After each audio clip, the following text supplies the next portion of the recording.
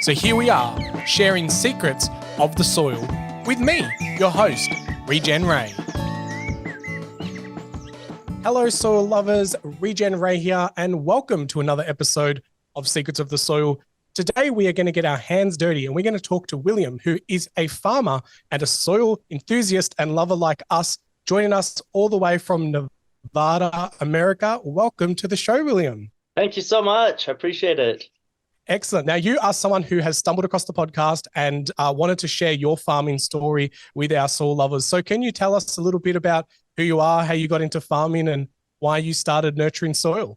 Yeah, for sure. So I'm 50 years old, and I've been farming all my life. I grew up on a little farm in southern Utah, right on the border of Arizona. And we were just kind of a pioneer community. And we've been growing food the way they did for years, probably centuries. We had peaches, apples, apricots, sheep, cattle, lots of gardens, and all that stuff. We would use a lot of compost every year to build up soils. We did a lot of crop rotation. A lot of the things they talk about in the whole regenerative agriculture today, we just did it because that's how we've always done it. And then when I became an adult, I went off to college, and they were talking about other ways of doing things with all the whole chemical world and the modern agriculture, lots of tillage. And I was involved in that a little bit, but my crops just didn't do as well as the way I did it when I was at my dad's farm as a kid. And so I just kind of went back to doing it that way. And in those days, we called it organic farming and gardening. The Rodale Press was publishing a lot of that kind of thing. And I just kind of returned to doing it that way. And things were better. The foods tasted better. We felt like they were healthier. We felt like it was more responsible. And so that's kind of been my journey. I've been raising food and selling food all my life. And then in just the last, 15 to 20 years, as there's been more of a division between the conventional type farming and the organic and regenerative farming, I just kind of got more aware of that. And it was interesting to me because we didn't really switch over to doing it a certain way because it's kind of how we had always done it, the regenerative way. I've learned a lot from some of the great scientists out there who have been teaching the great things about soil, people like Elaine Ingham and Dr. Johnson and Christine Jones, Ray Archuleta, Gabe Brown. And so it was fun to listen to those people. And all the time I'm trying to learn more, and I certainly learned from those people quite a bit. But it was interesting just to see the difference in conventional agriculture and then what they were saying to do and then what we've always been doing. We've always pretty much been following the regenerative way. And so I thought, well, I think I have a lot to offer, so I'd really like to just start teaching this. And so a couple of years ago, I just started a very small school with a few students here on the ranch. So we bring people out every summer and teach them a lot of this kind of stuff. And so it's been really fun to share our story and the way that we are doing things just to grow the best food there is. No, I love that. I think, it is definitely one of those things that has happened is that we've put labels on things, and there is a group of people like yourself that have always just done it that way, whether it's natural farming, organic farming, biological farming. There was all these words before this regenerative buzzword. And you're quite right, over the recent years, there has been a bit of a riff, about which practice you should or shouldn't do and how, this is in and this is out. And we've kind of complicated a little bit, which I'm not sure whether it aligns with the regenerative movement, but humans, will always just behave like humans. So we have to look at nature. So why do you think that your farm kind of always followed this more natural and organic and, soil caring, I guess, method? Why were you not kind of engaged in some of the other traditional, industrial methods? That's just the way we grew up doing it. And so it just seemed more natural. So once I went to college and they were showing us all this other way, I tried a few of those things, but it seemed harder. It seemed more frustrating. It seemed like, well, it just doesn't seem right. we're trying to bring in all this life into our property, our garden, our ranch, our farm, and yet we're using things to kill stuff, and it just didn't make sense. And then we didn't see any benefit from doing it, and it seemed like our product that we were selling was actually a lower product. And this was before it was popular to say this. Nowadays it's super popular to say that, but 20 years ago we were just thinking it just doesn't feel right. We're just going to keep doing it the way we've been doing it in spite of what the college is telling us. Interesting. That's a very, very unique and small group of people that may have like just trust their intuition or trust their feel right statement, as you said, because a lot did see that as the shortcut and more yields, greener crop, faster growth, and it seemed like the shortcut, but really, decades later we realized it's not. And it's definitely a way for these input companies to keep profiting and adding more onto the land and degrading it at rates that is just never seen before. So you set up a school, which I think is awesome. I'm all about education. So what are some of the things that you cover off in these classes? Like, what are some of the key points that you like to hit to help with that transformation for people going through this process? Yeah, we certainly talk about just the spheres of the soil, the different parts of the soil. We're talking about the soil health principles. We're talking about the 4 ecological processes. So we're hitting all those basic things that most people who are getting into soil already know about. The thing that we really focus on is the personal development of each student that comes. So one thing that I love to do is we take the students and we have them just fill out a form, and we say, what are your personal interests and gifts and talents and genius? What are the things that make you you? And then and this is a process we work on all summer, but as soon as I have them do that, I have them go out in the garden. They sit in the garden with their journal, and I have them write. And just write down, see if the ecosystem or your senses or a message from the heavens, whatever, just write down whatever comes. It doesn't matter really what you write down. You're not going to get it wrong, and there's a really good chance you'll get it right. So just write down what you think you ought to do with your life. And then we talk about that when we spend time and we share with each other, and we talk about just what it is that makes you you. Why are you a unique individual? What can you do to do something in this world that other people aren't doing? So after they do that, and we talk about that for a week or two, then I ask them, it's actually on week 5, I ask all the students, what is something in the society that you live in, so in your society, that you don't like an ill of society or a sickness of the world? What is something you don't like? And they write that down. And then I ask them, what can you do to change that? Because usually if there's something that I don't like as an individual, there's probably something that I think I can do to change it. Gandhi once said, be the change you wish to see in the world. And I love that. So instead of just complaining about problems in the world, because there's plenty of problems, what can I do to change it? And for me, it was to start this little school to help other people. And it's been fun to watch my students come up with things that they thought were a problem in society and then try to figure out how to change it. And usually the students are overwhelmed at first. Well, I can't change the world. I'm one little person. But actually, one little person is the only person that's ever done anything with massive change in the world. And we do that by using our own personal interests, gifts, and talents. And so we work on this whole personal development thing quite a bit. And what I found is that when you're outside in nature, in your garden, out here on the ranch, that's when we get the real inspiration to actually do something that can really have impact in our own communities. So that's one of the things that we really focus on. But we certainly focus on proper soil health, having plenty of microbes in the soil, building proper compost so that it's filled with all the good microbes that will make a soil function. We certainly do all that. And there's many places where you can go to learn that. The thing that I saw that was kind of missing is we're a little bit lacking in the personal development to help young people understand that they can have a lot more impact in this world than the rest of the world is telling them. Yeah, 100% agree. And I love the fact that you took that question straight to the mindset and the individually, understanding yourself. And I'm a big advocate of that, of like knowing thyself, because until you understand how you operate and how you function, then you just start really forming to the mold of everyone else.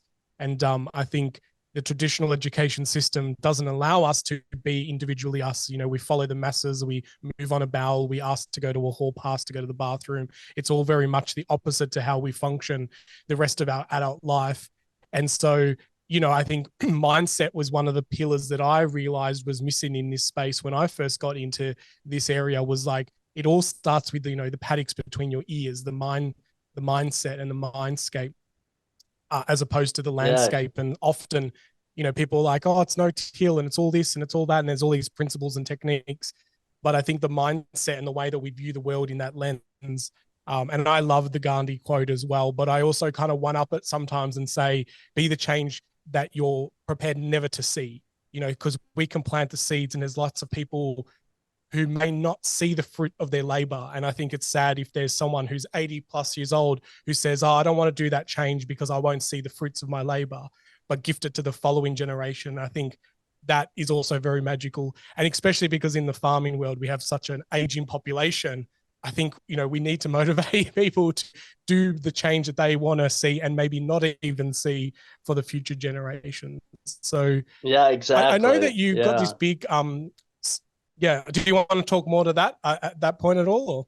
Oh, yeah, for sure. I mean, I think most people when you look at history, most people who've really made a difference, they do gift it on to the next generation. And I think that's super important to pass on to the young people of today, is you probably won't see the biggest contribution that you make to society. I mean, you may be able to make a living with a good business. You may be able to see fruits of a lot of the things that you do, but the biggest part of what you do probably is 50 years out or 70 years out. So I think that's just a natural part of the world we live in. And, you're totally right that a lot of times people don't want to do something if they're not going to see a direct result. But I think that's probably not the way to be thinking. I think we need to be thinking generational. What am I doing today that's going to make the world better for my grandkids and great grandkids?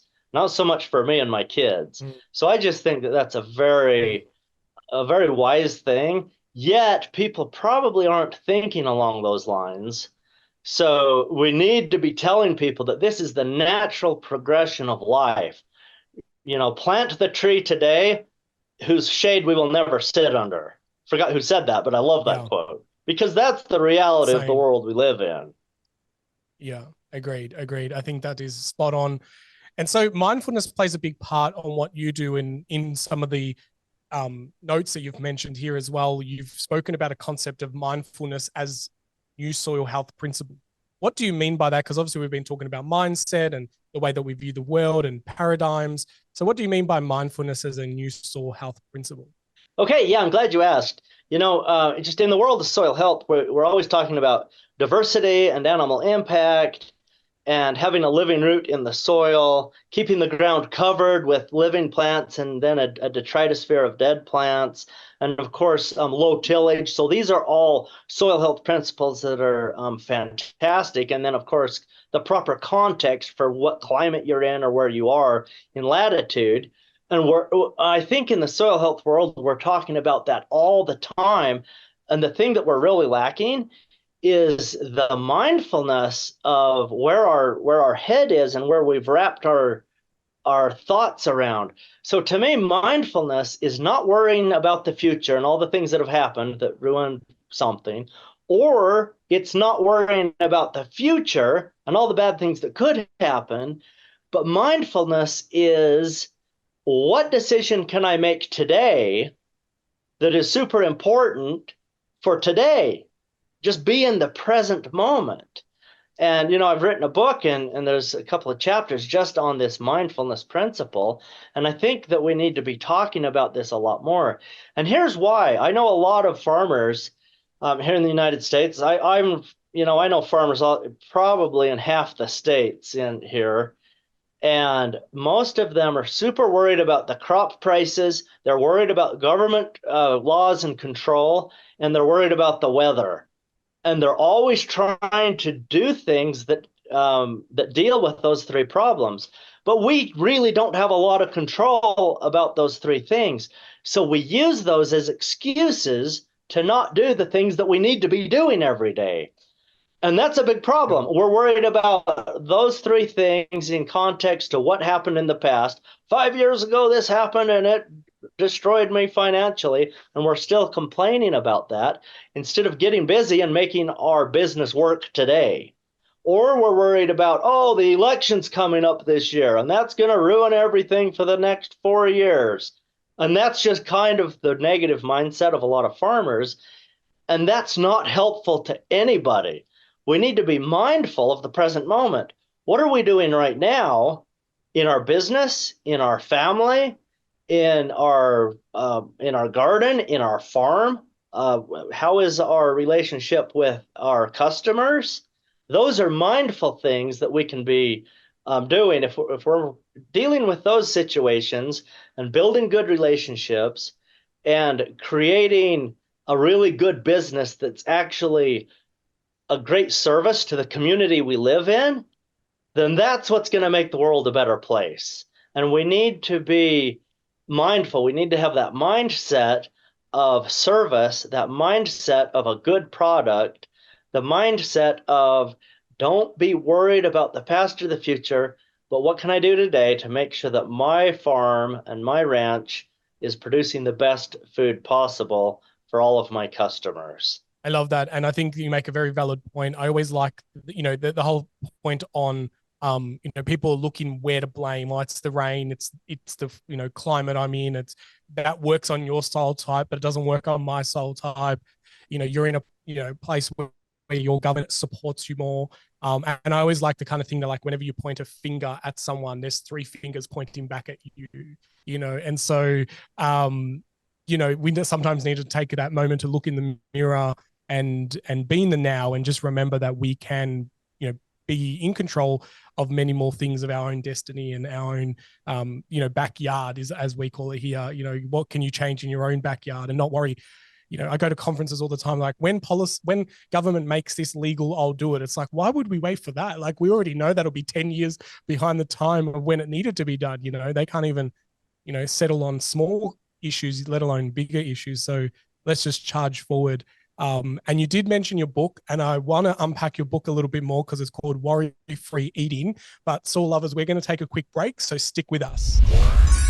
Hey there, soil lovers. Thank you for being a great listener to the podcast, but I wanted to let you know of a new and exciting project that I'm working on. What I found is working with many consultants and business owners and farmers around the world is that they always struggle to find someone who gets soil, that just understands what it's all about, but then layering that with digital marketing and growing their market share. So that's why this year I put my thinking cap on and said, how can I connect my two passions of soil and business and marketing together? And that's how I created Soil Connect. That's right, it's a digital marketing agency dedicated to serving soil caring businesses. So if that's you, or you know someone who is serving our soil in a positive way, it could be that you're a consultant. You could have a product that helps our soils get better and better. You could be just a soil lover that's running a keen market garden and wanting to grow the amount of people that buy your produce. It doesn't matter what type of business you do, as long as you are caring for our soils, then we will be a perfect match. Our team are dedicated to helping grow businesses that are dedicated to growing our soil health. So head over to soilconnect.com.au where you can have a chat with me to see what services we can help with you in 2023. I'm so excited to be able to unfold this venture with you, all our listeners on the podcast, and help you spread the word that there is now a marketing agency and digital agency that's dedicated to soil caring businesses. So if that's you, or you know someone, then let's have a chat. Jump on a call, www.soilconnect.com.au. I'll have a chat with you soon. Until now, let's get back to the program. Welcome back, soil lovers. You're hanging out with Regen Ray and William. We're talking all things above the ground and below the ground, but more importantly, William, you've created a book and it's called Worry Free Eating. And you, before the break, spoke about how a lot of farmers are worried about the weather and worried about all these things and creating all this anxiety. Unpack a little bit about what your book's all about. Okay, thank you. Yeah, so I wrote my book, Worry Free Eating, and it's available on Amazon, so anybody can get it. It's super fun. I was learning about all the soil health principles, and I was learning about how to incorporate all the principles of the modern soil, this whole regen ag thing. I wanted to get all the information I could so that my farm could be the best. And so I got a couple of big charts and a whiteboard, and I was writing down the 4 ecosystem processes and talking about those. And I just made a big chart, and I was trying to just educate myself on how it relates to my own farm. And so I ended up making this giant chart, and it actually became chapter 6 of my book, which is kind of funny. So chapter 6 is just a big chart. It's like 8 or 9 pages long. And it's like a flow chart, but it just explains, say I have a question of, should I build a fence across my farm? Well, before you do that, or before you do any decision on your farm, you want to say, is it going to help the 4 ecosystem processes, or is it going to hurt them? And so is it going to help the mineral cycle? Will it help the water cycle? Will it help the ecological succession be where I want it to be? Is it going to help me collect more sunlight? And if the answer is yes, then it's probably a good decision to make. If the answer is no, and it's going to hurt one of the ecological processes, then you better rethink it. And you better have a really good reason for doing it, because if you hurt any of those ecological processes, then it is really going to hurt your farm in the long run. And so it could be any kind of a question, So I was going through this whole process, and it took me several months to go through this. And my wife said, you know what, you have a book here. And I go, oh, I'm not writing a book. But it did turn into a book. So I thought, well, it's hard to understand this chart. How do I make it a book? And so all the other chapters kind of explain the chart. And I noticed over the years selling food to people, and when you'd go to the grocery store, just people's relationship with food is very interesting, especially at the grocery store, because you'll go in there and you'll see somebody and they'll walk past the produce aisle, they'll pick up an apple and they'll look at it, and then they squint their eyes, they turn the apple around, and then they kind of wrinkle their nose, and then they put the apple back and they go on. Why are they thinking that? And it happens all the time. And I actually asked a lady in a grocery store one day, I said, excuse me, how come you didn't buy that apple?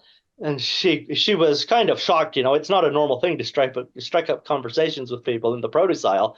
But I was nice to her, and we were talking. And finally she said, well, I'm afraid it got sprayed. And people are worried to eat. They're afraid of their food because, well, it probably got sprayed, or it's filled with chemicals, or it's filled with hormones, or something's wrong with it. Yep, everybody still has to eat. We have to eat.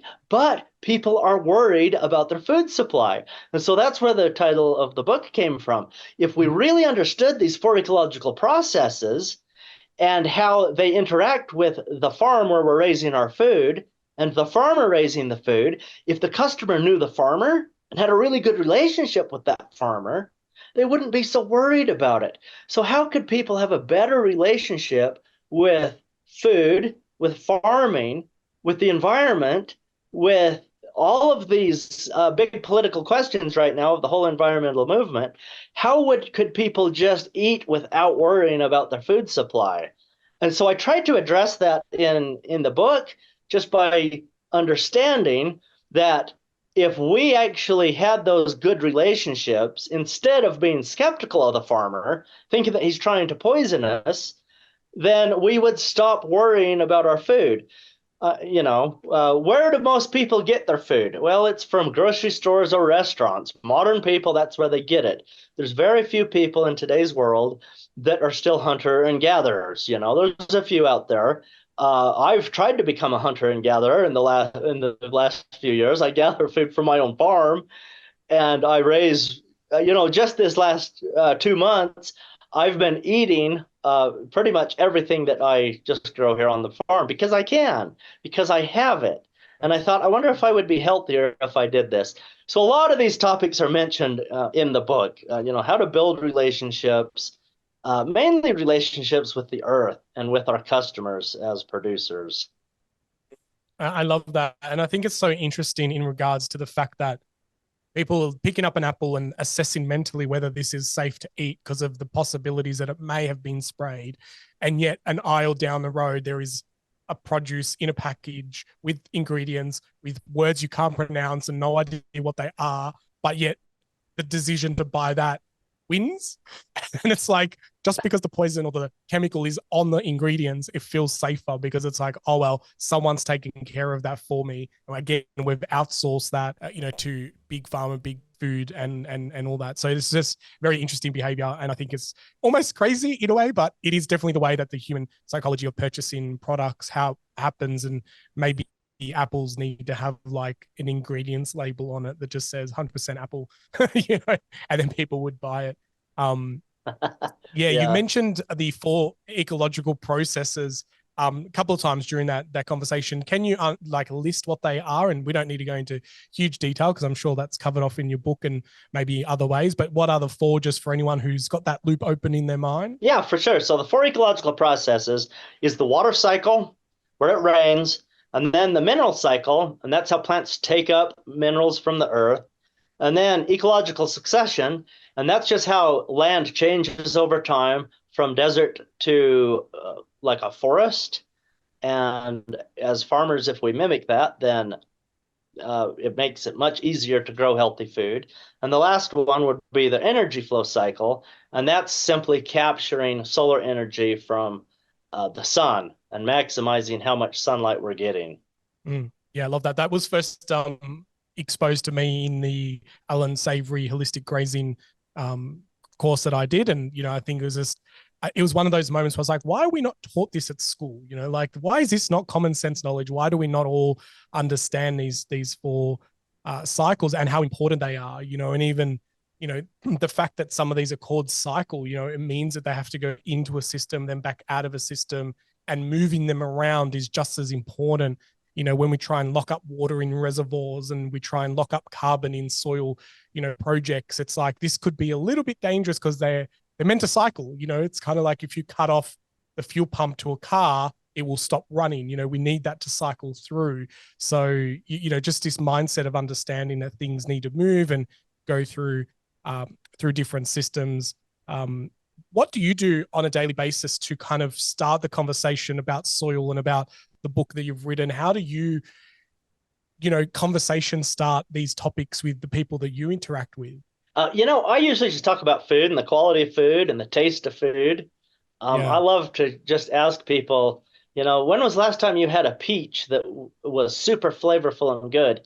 And the interesting thing is almost everybody says that they're really good, but they don't know, because if I give them a peach from one of our peach trees, they taste it and they say, oh, that's not a peach. Or they don't like it because they say, oh, that's too sweet and it's soft, because they're used to something from the store that is crunchy and not even ripe, which is a tragedy. Yeah. But most people love it and they say, oh my goodness, that's the best peach I've ever had. And so it's always fun if you have some really fresh produce and some food that you can talk to people about. And then we move on and say, what, the reason that tastes so good is because it was actually ripe. And we picked it when it was perfectly nutritious. And so that's why it tastes better. And, and then that usually always ends in kind of a sad thing or a derogatory thing, because they're thinking, well, where can I get a good peach? I'm like, well, the farmer's market, somebody's farm who raises them. Say, well, what grocery store has it? None of them. Which there probably are some that do have the good food, but I don't know where they are. They're not around us here in North America, So that's kind of a shame, because if you're on a road trip and you want to eat fantastic foods, it can be hard to find, high quality food.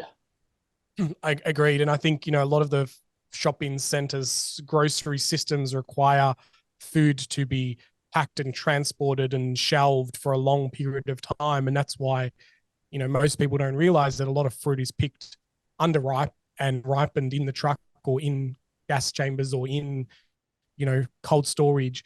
So we're not getting the ripeness process while it's naturally on its tree, and so we're not picking it with all that nutrient density in it. And so, one of the things that surprises me is that when people do try food that is being grown from a farm, they almost have a negative reaction because it's too sweet, like you mentioned, or it's too rich, or it has too much flavor.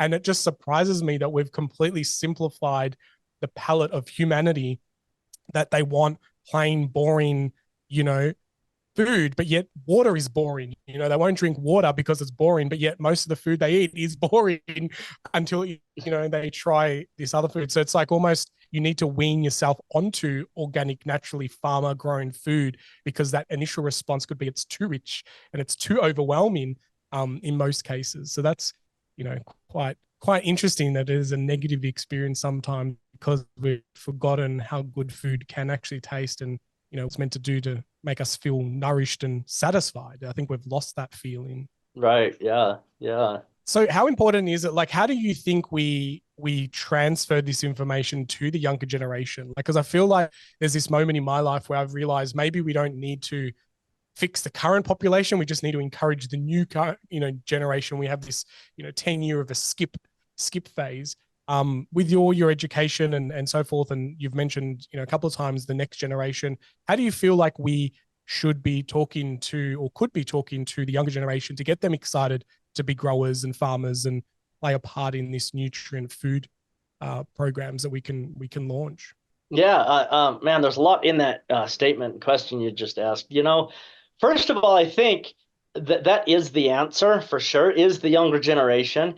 It is very hard to teach the older generation who've been doing this for decades to try to do this in a new way.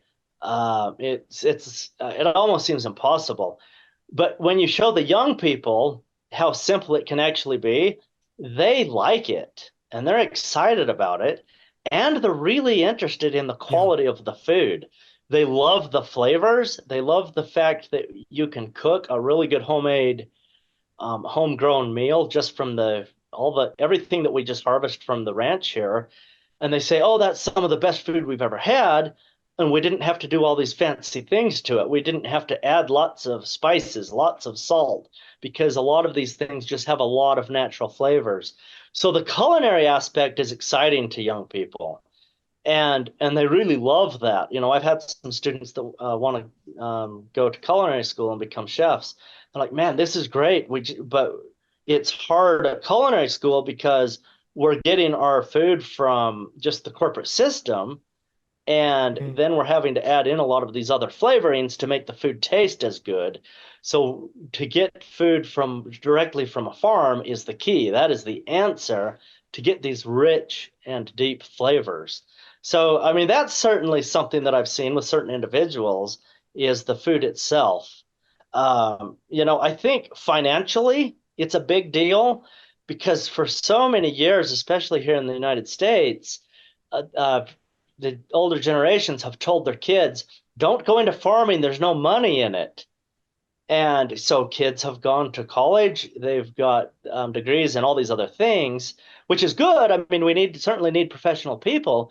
But the thing that we don't have now is a large population of young farmers. Most of our farmers are older, and they're doing it the way that they learned at college, which isn't the best way for the soil, for the environment, for human nutrition. The best way to get human nutrition is to have the healthiest soil, and then that equals healthiest food, which equals the healthiest people. So we have really kind of done a disservice telling our audience, just the people out there, have your kids become doctors and lawyers and accountants and businessmen. We really need a lot of people going into agriculture. So, I mean, how do you do that if we keep telling them, oh, there's no money in it? Well, we need to be teaching them entrepreneurial skills along with the soil skills to teach people how to market your product, because you have a superior product. It tastes fantastic. It can look fantastic. It's what people want in their meals. It's high nutrition, especially families who are raising children. They need and they want that nutrition. Market your superior product to those people. And so we need to really have that entrepreneurial element in there, and we need to be educating for that, not just the soil health. It kind of needs to be a whole package, because for everybody saying you can't make money at it, then we have the people out there, and you see them on YouTube, who are making a good living. It is financially working on their farm. They may not be becoming millionaires, but they are making a good living on their farm selling a good quality food product. So we just need to show the young people that, yes, this is a good service that communities need. And yes, it can be financially viable. And yeah, you're going to need to study and learn some skills to be able to do both. Grow the food product, produce that product, do the marketing side of it, do that, and do the good business skills. So there's going to be some skills that you're going to have to acquire. You can't just love gardening and make it work. You can't just be a businessman and make it work. You need the whole package. Yeah. And it's harder to find people who have the whole package. And I don't really know of any educational program out there that is teaching the whole package. And so that's kind of why I started my school, is I try to bring in those basic elements of all those under one umbrella right here, so that they can at least have an introduction. That's what they need, because a lot of people are starting a small business and they think, well, if I have a really good product, it'll speak for itself. It really doesn't. You really need to understand, cash flow and basic accounting and bookkeeping for business. You need the whole thing. Yeah, I couldn't agree with you more. And that's one of the things that I realized when I came into this space. Working with farmers, I was like, you don't need farming skills. You need business skills. You need entrepreneurship skills. You need you're wearing multiple hats, but you're wearing them the wrong way. And you're not really understanding, the process of direct marketing and going to farmers markets and how to market yourself. And you're kind of selling a secret if you don't know these other skills. And it's hard, because a farmer is already a generalist. They need to know a lot of things, and yet here's another layer of like, well, now you need to be the accountant and the marketing person and the operations manager and the repair person and everything in between. So I think getting a team together who's really good at marketing and putting your brand out there, and even simple things as branding, like most farmers don't have a logo, don't have branding.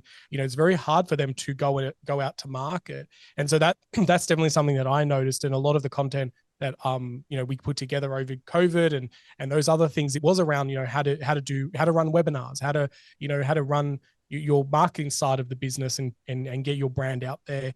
How to set up social media presence. Maybe you don't need a website, or even starting your first website. Like those kind of questions that I thought was common sense stuff, because I've been in that business world all my life. Farmers didn't have any of that. And I was like, what? And then you defaultly sell to the commodity, because it's just easier. It's like, well, no one wants to buy my things.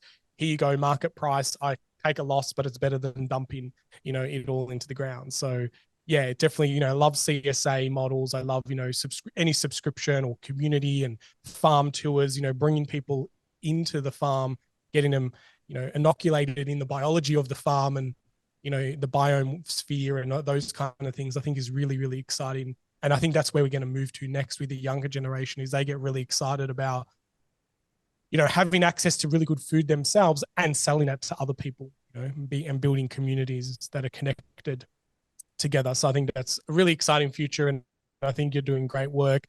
And to your point about food taste, I did interview a restaurant owner here in Sydney. They run a business called the Blue Door, and he worked in restaurants where they spent a lot of their time trying to make a tomato taste like a tomato. And he's like, why don't we just buy better quality tomatoes? They're making sauces and they're putting these gums and citric acids and all these things to make this sauce taste like a tomato sauce for their pasta. It's like, why don't we just get better quality food? And that's exactly what he did. It's episode 46, and they run a restaurant here in Sydney with only 18 tables each night. And it's a real experience of knowing the farmer, where the produce came from. Everything is locally sourced, and it's really, really cool to see food systems move into that way. So yeah, so it just reminded me of that as you were talking about, and people don't realize that chefs are spending a lot of time trying to make food taste like what it's meant to taste like, rather than just sourcing it from a good source, which I think is crazy. William, are you ready to become the voice of the soil? Yes, I certainly am. Excellent. Let's do this. So you have become the soil, you have embodied its energy, and you are its mouthpiece. What will you say to the 8 billion plus humans that are on the planet today if you were the soil? I would say, feed me, I'm starving to death. Because I think that is the biggest problem. Our soils are, like Ray Archuleta said, they are naked, they are running a fever, and they are sick. Here in North America, there is so much tillage in our farms, and we're certainly changing that. In the last decade, that has changed. I was talking to the Understanding Ag group just recently, and they said this summer we reached, so this is a worldwide number, but 37 million acres of farmland, and this is big farmland. These aren't small regenerative farms and backyard gardens. This is the big farmland, and we've reached 37 million acres that are doing regenerative agriculture now. So those are acres that are being covered with cover crops, which is fantastic. So it's beginning to happen in a large way, which is awesome. It's absolutely fantastic. But that is still less than 3% of worldwide farming agriculture. So it's not a big percentage, even though it's a lot of acres. So yeah, if I was the soil, I would say, feed me, because I am starving to death.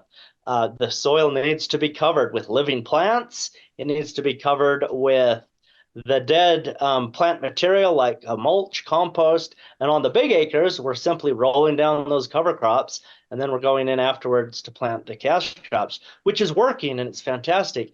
And then on the rangelands of the world, it's very similar. You mentioned the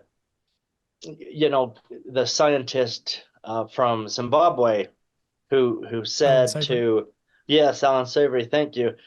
We need to be covering that ground, and then the cattle need to go in and remove that so that the grasses stay healthy and happy and they are thriving. It's the same principle. We need to feed the soil, because if you don't have the cattle out there, or any grazers, it could be cattle, sheep, wildlife, whatever, if they're not out there on the land, then we are turning into a desert on those brittle environments.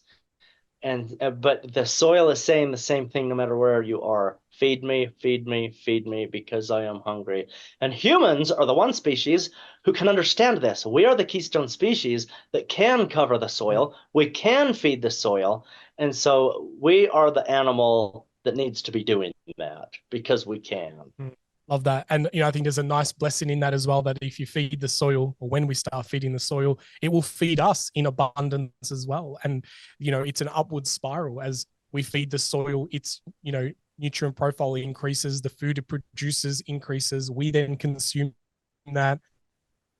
Our biome increases. It's just such a positive movement in the right direction. And I, just wish I could download that information into everyone's brain and say, this is what we must do, and it seems like you're a big advocate of that, and been so great. Yeah. Absolutely. Yeah. Awesome. William, how can the soul lovers hang out with you more? How do they get your book? Where do you, publish blogs, web videos? Like, how do they hang out with your amazing mindset? Okay. So all my information is on my website. It's www.georgicrevolution.com. Georgic as in the name George, so Georgic revolution. And Georgic, it's simply an ancient word that means farming. So all my information is there. I love that. And those links, yeah.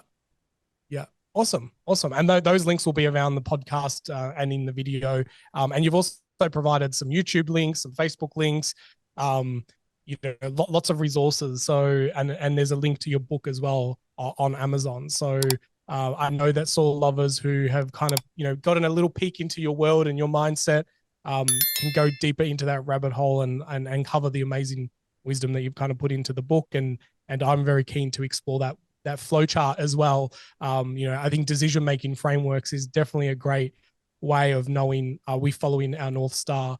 And, what you opened up with at the start is like knowing yourself. You need to know your North Star, where you're going. And I think that is one of the best things that we could be teaching people right now, because I feel like we have a big group of people who are feeling lost and don't have a purpose, and they don't know what they're doing here, and they don't know what value they can add. And so I think if we slow them down to sit under a tree and just reflect of what they want to do, be connected, ground yourself, be mindful, do that for a couple of days, couple of weeks. And like you said before, sometimes it just pops into your brain and you don't even know where it came from. Run with it, because that's what it was meant to be. So I love that. Love that. Exactly. Excellent. Well, William, Thank you. No worries. It's been so great hanging out with you and unpacking everything with you today. Thank you so much from all the soil lovers for sharing a part of your wisdom to us, and look forward to hanging out in more rooms with you. I did have the benefit of hanging out with Ray Archuleta. He recently came to Australia, and it was, a great room to be in. And I think that's, we can do it either in a physical room or we can do it in virtual rooms or podcasts like this. So it just gets us closer to the source of, really regenerative human spirit. So thank you for all the work that you're doing and have done. Thank you, Ray. Appreciate it so much. Excellent. There you go, soil lovers. That is another episode for you to, sit with, but be sure to share it with anyone who you think might spark the interest for them to go down their regenerative mindset journey or transition. So until next time, get outside, get your hands dirty, and keep digging deeper into the wonderful world of soil. I'll catch you on the next show.